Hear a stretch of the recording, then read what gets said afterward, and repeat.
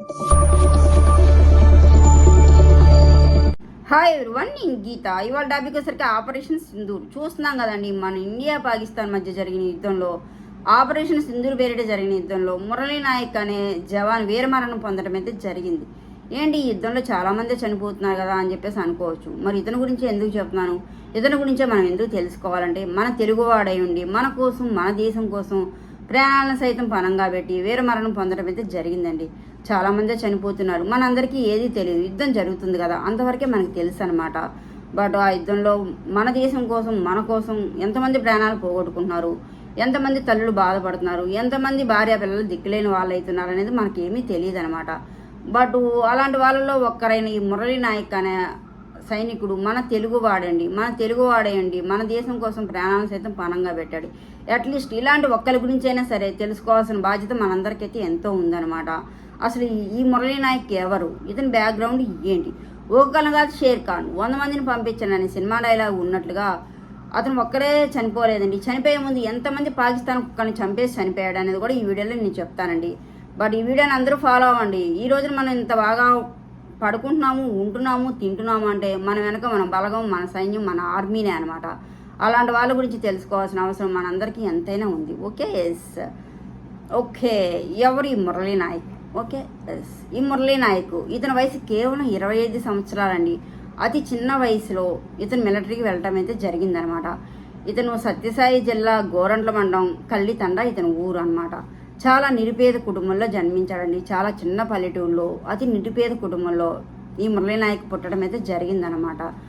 But ఇతను ఎందుకు మిలిటరీకి వెళ్ళాడు, ఎవరు ఇతని తల్లిదండ్రులు, ఇతను చాలామంది వాళ్ళ అమ్మానాన్నలకి చాలామంది పిల్లలు ఉన్నారా అని చెప్పేసి కూడా చాలామంది అనుకోవచ్చు. బట్ ఏంటంటే ఈ మురళీ నాయక్ అనే వ్యక్తే ఆ తల్లిదండ్రులకి ఒక్క కొడుకు అండి. వేరే పిల్లలు కూడా లేరనమాట. అదేంటి ఒక్కడే కొడుకు కదా, మిలిటరీలోకి ఎలా పంపించారు, ఎందుకు పంపించాల్సి వచ్చింది అనేది కూడా చాలామందికి డౌట్ రావచ్చు. అది కూడా నేను చెప్తాను మీకు. ఈ మురళీ నాయక్ చాలా చిన్న వయసులోనే అనమాట నేనంటూ సేవ చేస్తే దేశానికే సేవ చేయాలి, నా జీవితం అంటూ ఉంటే దేశానికే అంకితం ఇవ్వాలి, నేనంటూ చనిపోతే నా శరీరం మీద భారతీయ జెండానే ఉండాలి అనే ఆశయంతో, పట్టుదలతో చిన్నప్పటి నుంచే మిలిటరీలోకి వెళ్ళాలనే కోరికతోనే అతను అయితే ఉన్నాడనమాట. అండ్ మరి ఒక్క కొడుకు కదా, అతను అడిగితే తల్లిదండ్రులు పంపించాలా అని చెప్పేసి చాలామంది అనుకోవచ్చు. మన పిల్లల్ని ఇంటి పక్కన పంపించాలనో, బయట నుంచి వాళ్ళు 1 గంట లేట్ అయితేనే మనం అల్లాడిపోతామే, అలాంటిది ఒక్క కొడుకుని ఆ తల్లిదండ్రులు ఎలా పంపించారు, ఎందుకు పంపించాల్సి వచ్చింది అంటే ఆ మురళీ నాయక్ పట్టుదలను చూసి అనమాట. అతని దేశం మీద ఉన్న పట్టుదల, ప్రేమ చూసి ఆ తల్లిదండ్రులు అతని మాటను కాదనలేకపోయారు. అతని ఇష్టాన్ని, దేశం కోసం అతనికి ఉన్న పట్టుదలను చూసి సరే అని చెప్పేసి వాళ్ళైతే పంపించడం జరిగిందండి. అతని పట్టుదలే ఆ తల్లిదండ్రులను ఒప్పించుకోవడానికి కారణమైందనమాట. అందుకని అతి చిన్న వయసులోనే అతను మిలిటరీకి వెళ్ళటం అయితే జరిగింది. అతని కోరిక అయితే తీర్చుకున్నాడు అనమాట, దేశం మీద ప్రేమతో, ఇష్టంతో. అంత కొడుకు మాట కాదనలేక, కొడుకు మాటని తీసేయలేక, కొడుకుకి దేశం మీద ఉన్న ప్రేమను చూసి కూడా ఆ తల్లిదండ్రులు కూడా అతని మాటను కాదనలేకపోయారు. ఇదైతే అతని బ్యాక్గ్రౌండ్ అనమాట.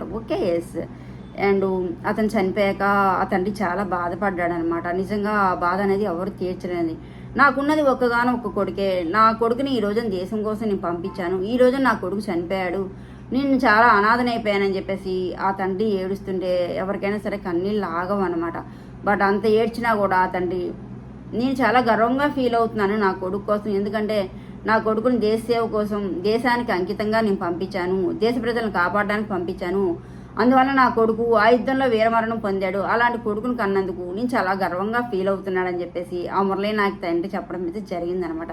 నిజంగా అలాంటి తండ్రికి చాలా గర్వకారణం అనమాట. అతను ఆ తల్లిదండ్రులే మామూలు కొడుకుని కనలేదండి, చాలా ధైర్య సాహసాలు ఉన్న కొడుకుని, అండ్ పట్టుదల, కృషి ఉన్న కొడుకుని, అండ్ దేశానికి సేవ చేయాలి అనే ఆశయంతో ఉన్న కొడుకుని కన్నారండి. అలాంటి కొడుకుని కన్నందుకు నిజంగా ఆ తల్లిదండ్రులు చాలా గర్వించదగిన విషయమే ఇదైతే మాత్రం.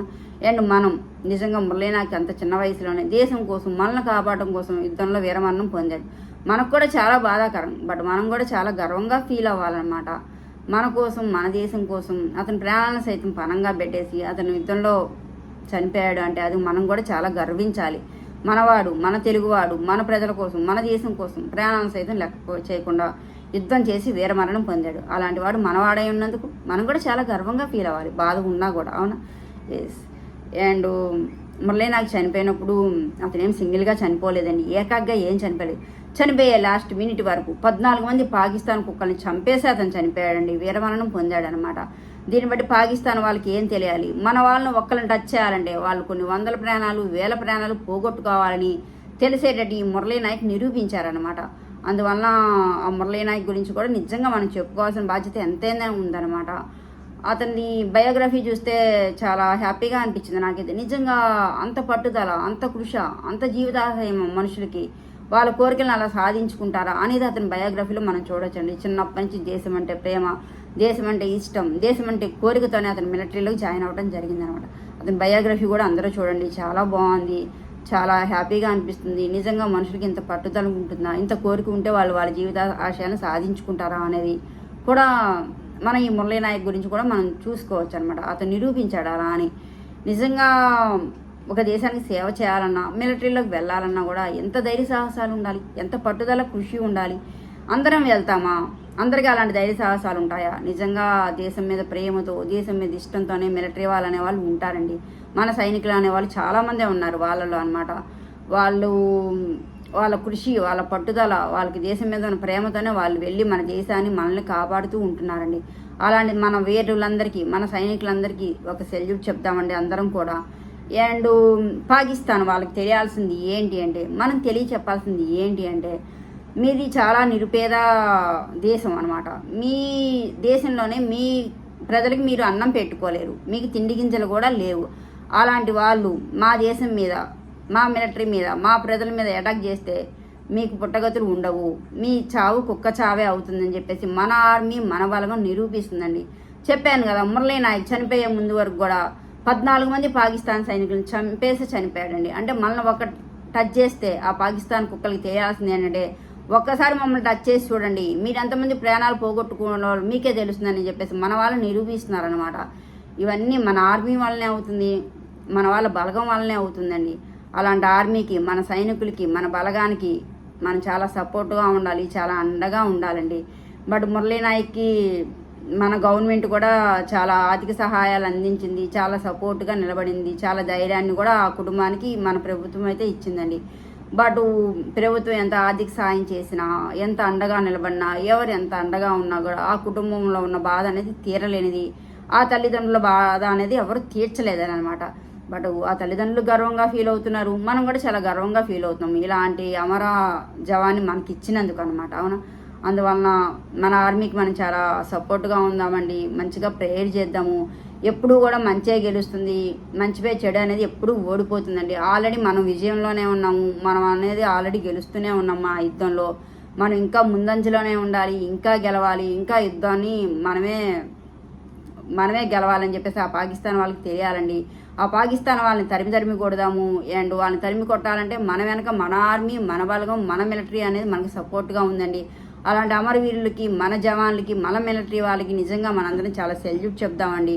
అందరికీ ప్రేయర్ చేసుకుందాము, మనమే గెలవాలి అనుకుందాము. విజయం అనేది ఎప్పుడు గెలుస్తుంది, మంచి అనేది ఎప్పుడు నిలబడుతుందని చెప్పేసి ఆ పాకిస్తాన్ వాళ్ళకి తెలియసేటట్టు చేద్దామండి. అండ్ ఇంకోసారి చెప్తున్నానండి, నిజంగా మురళీనాయక్ వాళ్ళ లాంటి అమరవీరులందరికీ నిజంగా జై హింద్ అండి. జై జవాన్, జై కిసాన్, భారత్ మాతాకి జై. ఓకే, వీడియో నచ్చినట్టయితే లైక్ చేయండి, షేర్ చేయండి, సబ్స్క్రైబ్ చేయండి. Thank you.